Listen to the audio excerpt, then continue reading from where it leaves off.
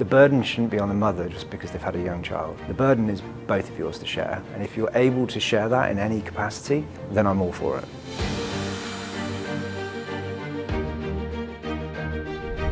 When you have maternity leave, when you have children, that's when things slow down. So I could see the true impact of that. And I had to make sure that the children and being a mother didn't disrupt my professional life, because I worried that it might affect my promotions and things like that. Because you kind of lose your confidence a lot when you're kind of home with your kids. Being a parent doesn't come without challenges. To manage the balances of childcare or even hobbies, right? We should have mental health should be thought about as well as physical health, but fortunately here at Equinor, they're very supportive and receptive of those challenges.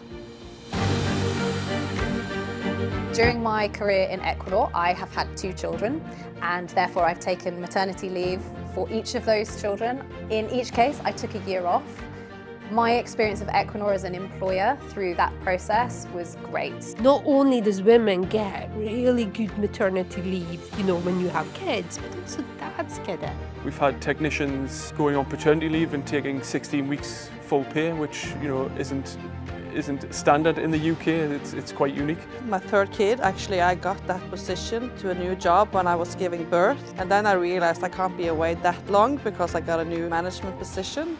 So then my husband here, we actually split it in half. My husband took 4 months when I went back, and it helped transition me back into work as well. Which I think is a very, very important step for actually including women also into senior positions. But it was an incredibly tough time because you've got guilt as well as a mother perspective, leaving your kid, which doesn't feel very natural. So it was a massive change that shouldn't be underestimated.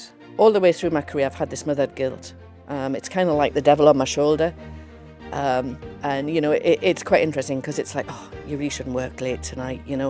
What happens if the kids need you? Or when the school used to call, or Kieran is ill, can you come and pick him up? And I'd say I'd be there in 2.5 hours because I commuted into London. You could hear the kind of exasperation in the staff. Oh, really? It's like you didn't care. But I think the turning point for me was something that my son said to me. He said, but you know what?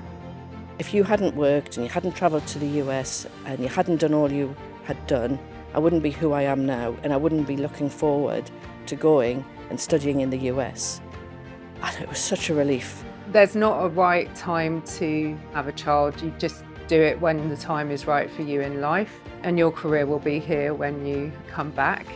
And that's made me feel really confident to still come into the office and be myself, whilst also knowing that they're supportive when I need to sometimes prioritise being a mum. And it really makes me feel wanted and valued as an employee. I'm very fortunate working for a company that take work-life balance very serious.